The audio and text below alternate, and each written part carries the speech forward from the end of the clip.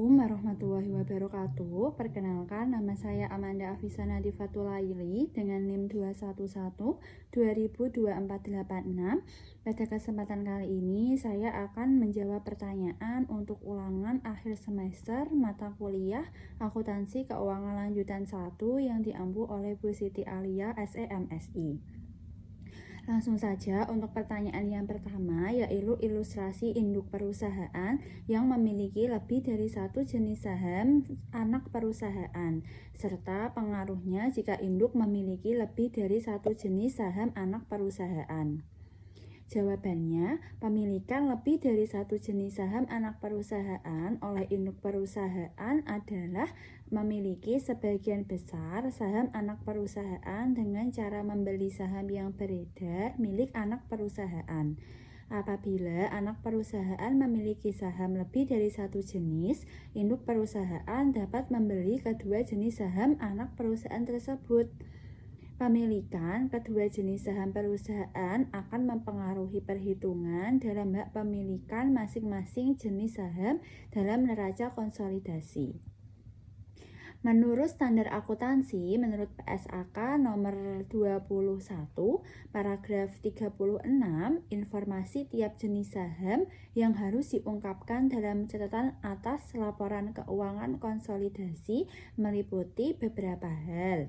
Yang pertama yaitu modal dasar, yang kedua modal ditempatkan atau dipesan, yang ketiga belum setor, yang keempat modal setor, yang kelima harga pari, yaitu harga nominal per lembar perubahan lembar saham tiap jenis saham dan saldo nilai rupiah per jenis saham selama periode akuntansi.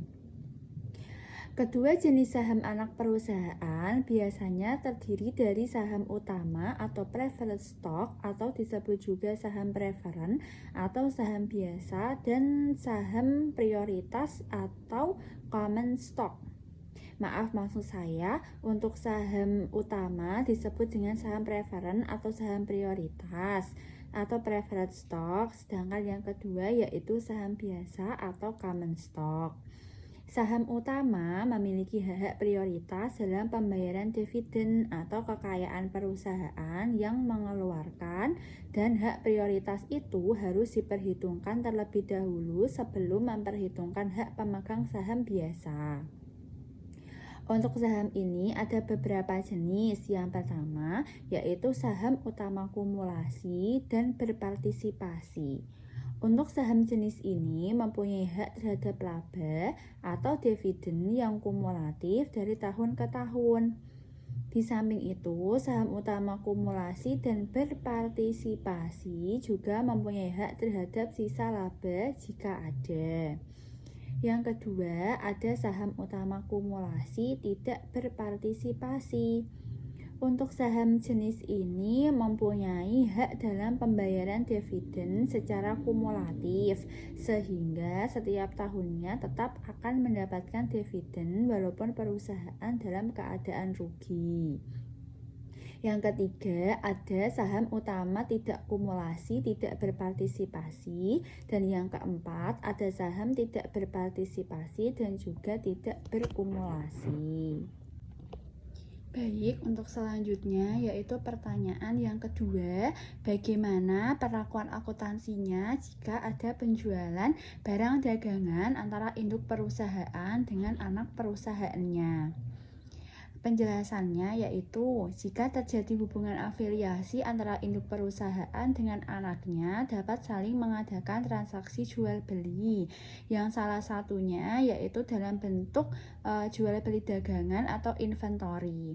Dengan adanya transaksi jual beli barang dagangan, maka dapat menimbulkan laba atau rugi pada pihak penjual, dan laba atau rugi ini harus dieliminasi atau dihapuskan karena pada dasarnya barang yang diperjualbelikan tersebut masih berada pada satu kesatuan usaha yang berafiliasi. Untuk penjualan barang dagangan oleh induk perusahaan kepada anak perusahaan, di sini ada dua, yaitu yang pertama, apabila penjualan barang dagangan dilakukan oleh induk perusahaan dan penjualan tersebut dijual berbeda dengan harga pokoknya, maka dalam hal ini induk telah mengakui adanya laba atau rugi akibat penjualan barang dagangan kepada anak perusahaan. Oleh karena hal tersebut, itulah semua jumlah laba atau rugi yang diakui oleh induk harus dihapuskan tanpa dipengaruhi oleh adanya besar kecilnya persentase pemilikan saham oleh anak perusahaan. Demikian pula saldo rekening persediaan barang dagangan yang pada neraca konsolidasi harus dilaporkan sebesar harga pokoknya. Sebagai contohnya, misal PT Induk memiliki 100% saham beredar milik PT Anak. PT Induk tersebut menjual barang dagangannya kepada PT Anak. Maka untuk perlakuan akuntansi metodenya harus ada jurnal eliminasi, yaitu laba yang ditahan pada PT Induk pada debit sebesar selisih dari harga pokok dengan harga jualnya. Serta untuk kreditnya yaitu persediaan barang dagangan PT Anak juga sebesar selisih dari antara harga jual dengan harga pokok barang tersebut. Jadi untuk kesimpulannya, transaksi penjualan barang dagangan oleh PT Induk kepada PT Anak adalah bahwasannya jumlah pemilikan saham tersebut tidak mempengaruhi besarnya eliminasi laba rugi transaksi antar perusahaan yang berafiliasi. Serta untuk penjualannya juga ada penjualan barang dagangan oleh anak terhadap induk perusahaan. Untuk transaksi tersebut, maka untuk jurnal eliminasinya ada dua metode, yaitu dengan metode equity atau dengan metode cost. Untuk jurnal eliminasi pada metode equity yaitu jurnalnya laba ditahan PT Anak debit, laba ditahan PT Induk debit, investasi saham PT Anaknya kredit, serta persediaan barang dagangannya kredit. Untuk yang metode cost, jurnal eliminasinya yaitu laba ditahan PT Anaknya pada posisi debit, sedangkan untuk persediaan barang dagangan PT Induknya pada posisi kredit. Seperti itu, yaitu bagaimana perlakuan akuntansi jika terdapat penjualan aktiva tetap oleh perusahaan yang saling berafiliasi. Untuk gambarannya mengenai penjualan aktiva tetap antara perusahaan yang berafiliasi, yaitu dapat mungkin saya contohkan. Misalnya pada perusahaan induk membeli saham pada perusahaan PT Anak dengan umur ekonomisnya 4 tahun. Jadi dapat disusun yang pertama yaitu untuk jurnal eliminasinya harus disusun secara konsolidasi sesaat setelah pembelian aktiva tersebut. Dengan jurnalnya laba ditahan PT Anak pada aktiva tetap PT Induk, ya apabila aktiva tersebut dipakai oleh pihak induk dan berjalan sampai masa habis umur ekonomisnya, maka eliminasinya terhadap laba yang ditahan oleh PT Induk dan nilai aktiva tetap PT Anak harus dilaksanakan dan diperhitungkan pula untuk akumulasi penyusutannya. Untuk akumulasi penyusutannya yaitu misalnya berumur ekonomis 4 tahun, maka untuk eliminasinya akan dibuat setiap akhir tahun dengan jurnalnya laba ditahan pada debit, akumulasi penyusutannya pada kredit serta pada debit, serta untuk aktiva tetapnya akan berkurang pada posisi kredit. Jika umur ekonomisnya 4, maka untuk jurnalnya tersebut dibuat secara akhir tahun dengan jangka waktu 4 tahun. Untuk penjualannya aktiva tetap oleh anak, tadi kan untuk induk kepada anak. Nah, kalau untuk jurnal nyekap dari anak dijual kepada induk, yaitu transaksi ini memungkinkan anak perusahaan menjual aktiva tetap kepada induk perusahaan, dan aktiva tetap tersebut digunakan sendiri oleh induk perusahaan. Maka laba atau rugi yang timbul telah dicatat oleh anak. Di lain pihak, aktiva tersebut dicatat terlalu tinggi atau terlalu rendah yang berbeda dengan harga pokoknya semula. Dalam kasus saham yang beredar milik anak perusahaan semuanya itu 100% dikuasai oleh induk, maka laba atau rugi yang telah diakui oleh anak pada akhirnya akan menjadi hak induk lagi. Oleh karena itulah, maka pada saat disusun neraca konsolidasi, semua laba atau rugi tersebut harus dieliminasi. Untuk ini juga ada jurnal eliminasinya yang dibuat setiap akhir tahunnya dengan catatan debitnya yaitu laba yang ditahan dan akumulasi penyusutannya pada posisi debit, serta untuk aktiva tetap pada posisi kredit. Itu jurnal eliminasinya. Kalau untuk jurnal eliminasi di sini bisa dibuat per tabel. Ada juga yang menggunakan metode equity atau juga mungkin dengan biasa disebut dengan ada juga yang metode cost. Jika metode equity yang digunakan, maka laba yang diakui ada posisi investasi saham pada PT induk dan kreditnya laba dari PT anak, seperti itu. Bisa juga dengan metode cost.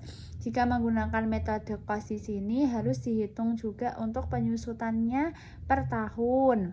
Kalau misalnya untuk transaksi penjualan aktiva tetap antara induk perusahaan dan anak perusahaan, persoalan yang timbul tidak hanya masalah laba atau rugi yang dieliminasi, tetapi ada juga masalah depresiasi aktiva tersebut bagi perusahaan yang membeli atau yang menggunakan aktiva tersebut.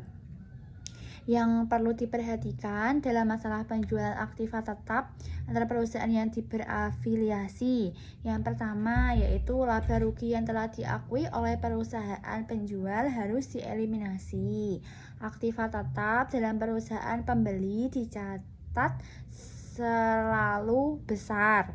Akibatnya, depresiasi aktiva tetap pada pihak pembeli juga akan dicatat terlalu besar. Aktiva tetap dan depresiasinya harus dinyatakan sebesar nilainya semula sehingga harus diadakan eliminasi. Akibat adanya depresiasi yang terlalu besar pada pihak catatan pembeli, laba yang ditahan milik pihak pembeli akan dinyatakan terlalu kecil sehingga harus diadakannya penyesuaian terhadap laba ditahan perusahaan pembeli. Baik, untuk pertanyaan nomor 4 yaitu perlakuan akuntansinya jika perusahaan yang berafiliasi tersebut ada transaksi obligasi. Pada saat perusahaan menerapkan obligasi, kewajiban obligasi akan mencerminkan tingkat suku bunga pasar yang berlaku saat ini. Dan perubahan tingkat suku bunga pasar akan menciptakan disparitas antara nilai buku dan nilai pasar. Kewajiban antara suku bunga pasar meningkat, nilai pasar kewajiban akan lebih kecil dari nilai buku pada perusahaan penerbit tersebut. Untuk transaksi obligasi antara perusahaan yang berafiliasi, di sini ada beberapa hal yang harus diperhatikan sesuai dengan FASB Statement nomor 107. Untuk definisi keuntungan atau kerugian konstruktif pada obligasi di sini, keuntungan atau kerugian yang direalisasi dari sudut pandang entitas yang dikonsolidasi serta yang timbul pada saat perusahaan membeli obligasi suatu entitas afiliasi dari entitas yang lain serta pada harga selain nilai buku obligasi tersebut. Untuk akuisisi obligasi perusahaan induk, yaitu jika perusahaan induk menerbitkan obligasi, kemudian obligasi tersebut beredar tersebut dibeli oleh perusahaan anak melalui pasar obligasi. Untuk jurnalnya yaitu laba pada PT anak di debit, sedangkan investasi pada anaknya pada posisi kredit. Jika akuisisi obligasinya pada perusahaan induk, maka untuk mencatat kerugian dan untuk mengeliminasi jumlah resiprokal investasi dan kewajiban obligasi, jurnalnya untuk pelakuannya yaitu kerugian atas penarikan konstruksi obligasinya di debit, untuk utang obligasinya di debit, dan investasi dalam obligasinya di kredit. Kalau misalnya untuk akuisisi obligasi perusahaan anak yang kerugiannya diakui oleh PT induk, jurnalnya yaitu laba pada anak di debit, investasi pada anak pada posisi kredit. Untuk akuisisi obligasi perusahaan anak, untuk mencatat kerugian dan mengeliminasi jumlah resiprokal investasi dan kewajiban obligasi, jurnalnya kerugian atas penarikan konstruksi obligasinya pada posisi debit, utang obligasinya debit. Kalau yang untuk kreditnya, untuk kerugian atas penarikannya pada posisi debit, utang obligasinya berarti pada posisi kredit, investasi dalam obligasinya juga pada posisi kredit. Itu untuk obligasi perusahaan anak. Jika obligasi induk dibeli oleh anak pada waktu penerbitan obligasi, maka untuk jurnal pada PT anaknya saat pembelian yaitu investasi obligasi pada PT induknya debit, untuk kasnya kredit jika pembayarannya secara tunai. Untuk menghapus obligasi yang ditarik dari pasar karena sudah dibeli oleh PT anak dan kewajiban obligasi antar perusahaan, jurnalnya yaitu utang obligasi yang sebesar nilai bukunya pada posisi debit, investasi dalam obligasi PT induk berarti dalam posisi kredit, dan juga keuntungannya atas penarikan obligasi tersebut ada pada posisi kredit. Serta untuk pembukuannya yaitu ada 2 pembukuan, induk juga membukukan dan PT anaknya juga membukukan. Untuk pendapatan bunga misalnya pada posisi PT induk berarti beban bunga debit, pada kasnya kredit. Kalau untuk PT anak berarti kebalikannya, kasnya ada di debit karena menerima, pendapatan bunganya ada di posisi kredit. Seperti itu untuk perlakuan akuntansi pada untuk obligasi. Baik, selanjutnya yaitu pertanyaan nomor 5, yaitu untuk perlakuan akuntansi jika ada pemilikan secara langsung dan saling memiliki saham, baik untuk metode cost maupun untuk metode equity. Untuk yang pertama yaitu hak kontrol pemilikan perusahaan secara tidak langsung. Yang pertama, hak kontrol yang dimiliki oleh pemilikan tidak langsung yaitu ada pemilikan saham-saham perusahaan anak. Terjadi sesudah adanya hak kontrol oleh perusahaan induk pada perusahaan subinduk. Pemilikan saham-saham perusahaan anak terjadi sebelum adanya kontrol oleh perusahaan induk pada perusahaan subinduk. Yang ketiga, hak kontrol yang diperoleh dengan adanya hubungan afiliasi di antara perusahaan-perusahaan anak. Untuk mutual atau reciprocal holdings, dengan pemilikan saham perusahaan anak terjadi setelah perusahaan berjalan, yaitu ada pemilikan tidak langsung, ada juga pemilikan saham-saham perusahaan anak terjadi sesudah adanya hak kontrol perusahaan induk atas perusahaan subinduk. Sebagai contohnya, misal ada perusahaan opa, ada perusahaan papa, ada juga perusahaan anak. Misalnya untuk opa di sini membeli 400 lembar saham. PT Papa dengan harga 775.000 per lembarnya. 1 tahun kemudian, 1 Januarinya, Papa membeli lagi 450 lembar saham PT Anan dengan harga 70.000.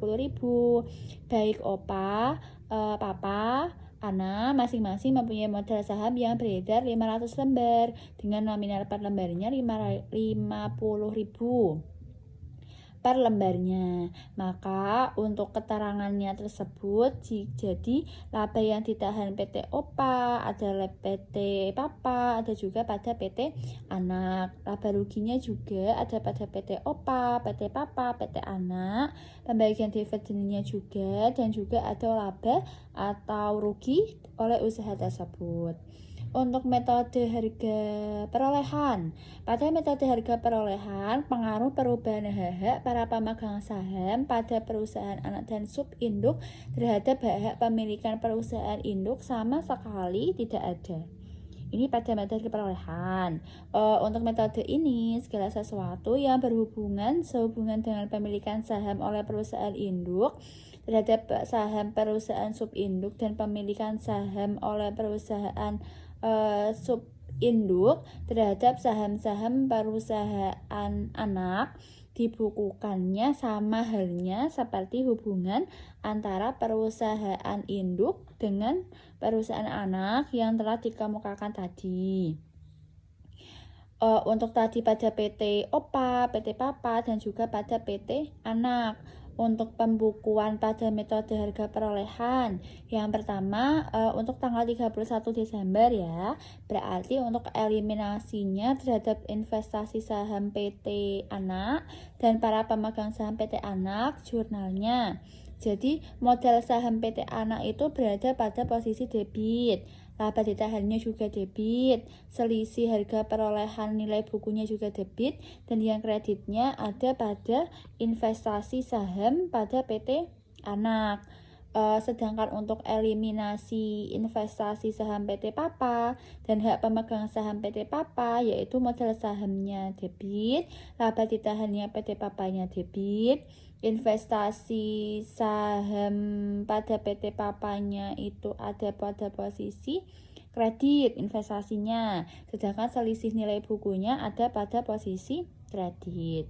Untuk metode yang kedua yaitu ada metode equity. Metode equity di sini selama hak kontrolnya perusahaan anak diperoleh itu sesudah adanya hak kontrol oleh perusahaan induk terhadap perusahaan subinduk.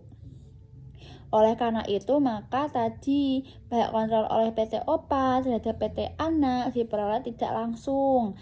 Pembagian dividennya PT Anak tidak mempengaruhi jumlah pemilikan PT Opa terhadap PT Anak. Pada metode equity, pengaruhnya dari hak kontrol yang diperoleh dengan pemilikan secara tidak langsung hanyalah dalam pengakuan terhadap pembagian atas laba anak. Oleh karena pada metode equity, perubahan-perubahan yang terjadi pada para pemegang saham tidak selalu diikuti dalam rekening investasi sahamnya. Jadi untuk akuntansinya, jika metodenya menggunakan metode equity, eliminasinya yaitu modal saham, laba ditahan, selisih harganya pada posisi debit, investasi sahamnya pada posisi kredit. Jika pada PT Papa itu modal saham, laba ditahan, dan investasinya pada posisi debit, selisihnya untuk PT Papa berarti modal saham dan laba ditahannya pada posisi debit, investasi saham dan selisihnya ada pada posisi kredit. Untuk pemilikan saham terjadi sebelum adanya kontrol oleh perusahaan induk terhadap perusahaan subinduk. Di sini ada metode harga perolehan. Untuk eliminasinya berarti ada pada modal saham dan selisih pada debit, investasi saham dan defisitnya pada posisi kredit. Jika eliminasinya atas Opa dan Papa, maka modal saham dan laba itu ada pada posisi debit, selisihnya ada pada posisi kredit, dan investasi sahamnya juga ada pada posisi kredit. Untuk metode equity, pembukuannya yang pada pemilikan PT Papa atas PT Anak berarti modal saham dan selisihnya itu di debit, investasi saham dan defisitnya di kredit. Untuk eliminasi pemilikan OPA dan Papa berarti modal saham dan laba ditahannya debit, selisihnya kredit, investasi sahamnya juga kredit. Seperti itu. Jadi ada metode equity dan juga ada metode harga perolehan. Tergantung prosesnya. Ada juga yang saling memiliki saham. Saling memiliki saham di sini pada perusahaan anak terjadi jika perusahaan anak tersebut didirikan. Hubungan afiliasinya akan semakin kompleks. Begitu. Terima kasih. Mungkin pertanyaan 1-5 sudah selesai dijawab. Terima kasih. Apabila ada salah kata, saya mohon maaf. Semoga bisa sedikit banyak menjelaskan dan menjawab pertanyaan untuk ujian akhir semester ini. Saya akhiri. Wassalamualaikum warahmatullahi wabarakatuh.